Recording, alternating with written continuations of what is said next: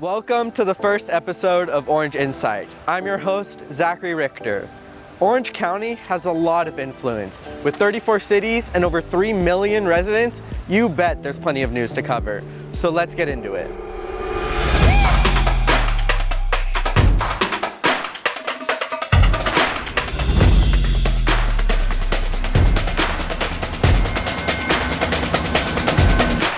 Changes are coming to one of OC's biggest attractions, Disneyland. Locals are going to want to keep an eye out for this unfolding story.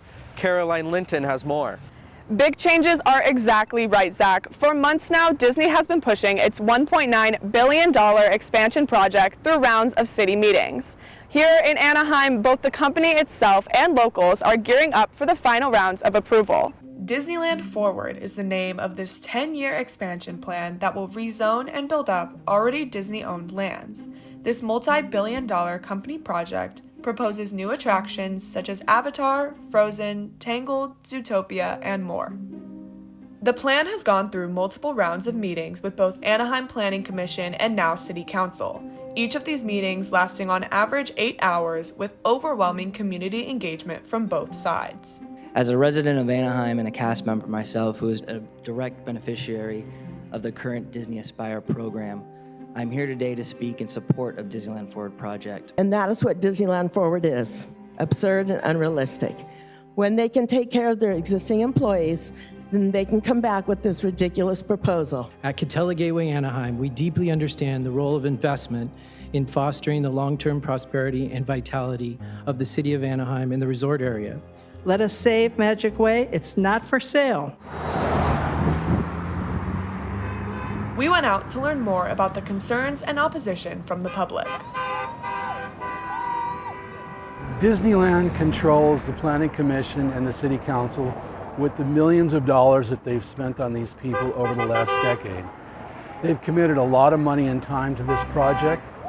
People you can see don't want this. Our group has over almost 400 on online petition and a little bit over that in hard copy signatures.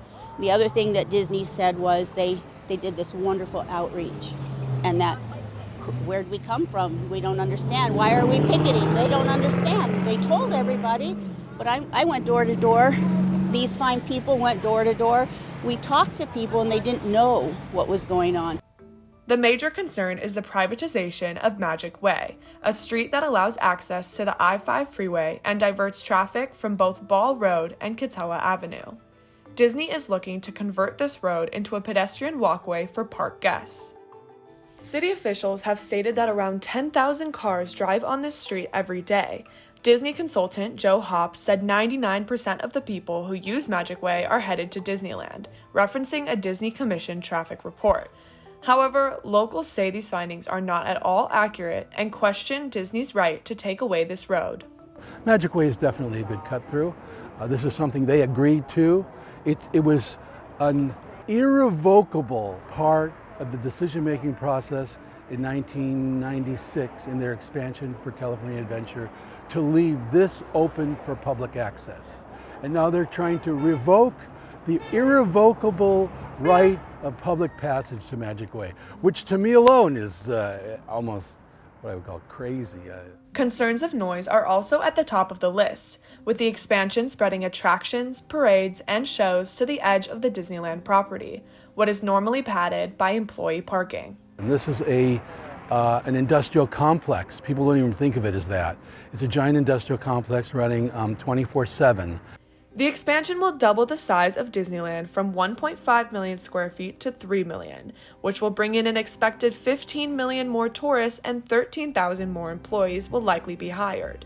Residents worry that these big increases will also exacerbate the issue of available affordable housing in the area. Overall, the locals are asking for both the city and Disney to work with the community and hear their concerns while taking on this monumental expansion. Give us a magical moment, okay? Spread the pixie dust. Let us have some. Don't just keep taking it away from our neighborhood. You're just chipping away, Disney. I don't like you, Big Mouse. Not right now.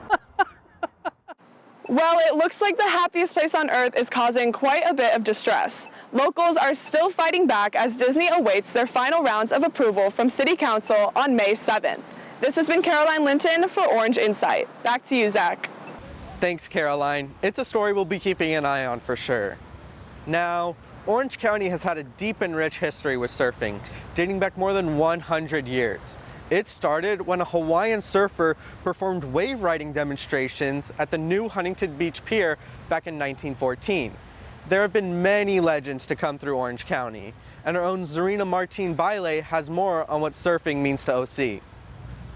In the 1980s, Huntington Beach, also known as Surf City, USA, was the epicenter of the surf world. The laid-back lifestyles and consistent currents attracted surfers from all around the world. Danny Estrada grew up in Huntington Beach when surfing started to gain popularity. There was quite a rich history with surfing prior to that, and growing up here just through the families and the friends that we had met since kids, this is what we did every day before school, those that went to school later on, after school, wind, rain, sun, this is what we did. And most of our lives revolved around the beach. It used to be like basically single-story buildings almost on Main Street. Just grew up surfing. My older brother surfed. My mom bring us here when I was like six years old. Just kept surfing, and we hung out at the beach all day, basically. Typically we surfed here, and there could be 30 guys out on either side of the pier. Deep out, we would know 28 of them, close, by name.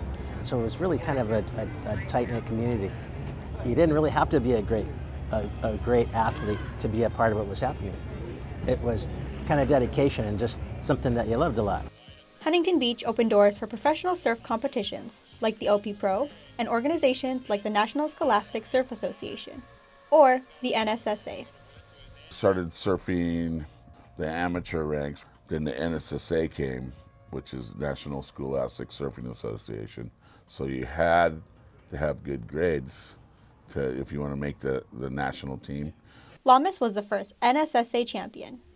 In the 80s, he became one of the best American surfers. However, professional surfing evolved over the years. Competitive surfing was nothing like it was today, right? It was just starting to begin to get notoriety. Like right now, guys are making a good amount of money, right? Sponsorship, media exposure, social media, just being on tour if you're a professional, like any sport, making way different types of money. Back then, there was nothing. It was more prestige. Despite his rise to fame and a shift in surf culture, Lamas continues to foster a sense of community in Huntington Beach. Well, he's a big part of the town still, and so he went off and kind of started 17th Street board shop, kind of as a paying honor to the old school shops that were back then. So he kind of is focusing on the younger kids in the community. Lamas and Estrada are keeping the surf legacy alive, inspiring a new generation of surfers. This is Czerena Bayle reporting for Orange Insight. 17th Street Board Shop has kept the rich history and community alive. Local businesses and tight-knit communities are key in an area as vast as OC. We have Alyson Gonzalez here to tell us about one of our favorite small businesses. Thank you, Zach. I am right here in Costa Mesa, right in front of The Straw, a local business that serves freshly blended milkshakes. Today we are exploring the journey of The Straw's founder and how this small business came to life.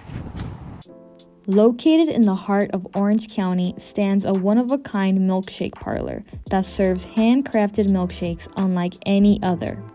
Drawing inspiration from the 1950s and pop culture, The Straw offers traditional flavors with a modern twist, such as an espresso milkshake with tiramisu. Behind the sweet flavors is Patrick Nguyen, the founder of The Straw. I wanted to do something really creative involving food. And since I worked in the restaurant industry my whole life, I wanted to be able to do something where I can make anything in any kinds of forms. And Milkshake Parlor was a way to do it. Patrick's culinary journey began in his childhood, where he learned invaluable lessons from his parents, who owned a restaurant. My mom opened up her own Vietnam's Pearl in Costa Mesa. During that whole process, growing up in it, watching on how business was done, You get to see mom and dad just understanding on like the grit that it takes to run a business. Growing up around the restaurant setting, Patrick gained experience as a bartender in Los Angeles, learning skills that would later help him create the modern milkshake flavors.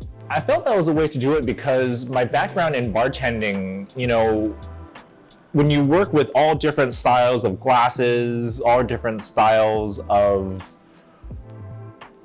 cocktails, glassware, ice, liqueurs, and everything, you learn that just like a milkshake parlor with candy, milk, sugar, they're almost really the same thing. And I really look at them as like a coloring, like a big old coloring box of food, and that's how I saw it, you know. And since I grew up watching Willy Wonka, you know, you feel like, man, anything is possible. As a former bartender, he blended ingredients to create original flavors. I like mango and coconut. I know that I like those flavors as a dessert. Why not put those flavors into a blender with ice cream? Part of Patrick's identity is reflected into the straw's decorative atmosphere.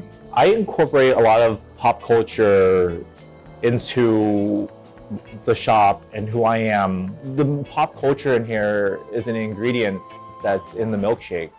The business continues to thrive with the support of dedicated staff who embrace Patrick's vision and creativity, while also assisting him in becoming a better manager to his employees.